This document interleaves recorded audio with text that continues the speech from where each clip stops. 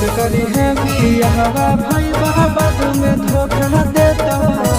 मत करी है बियाहवा भाई बाद में धोखा देता। वो कैसे रे? अरे हमर नहीं होला तो तोरा की होता। अरे हमर नहीं होला तो तोरा की होता।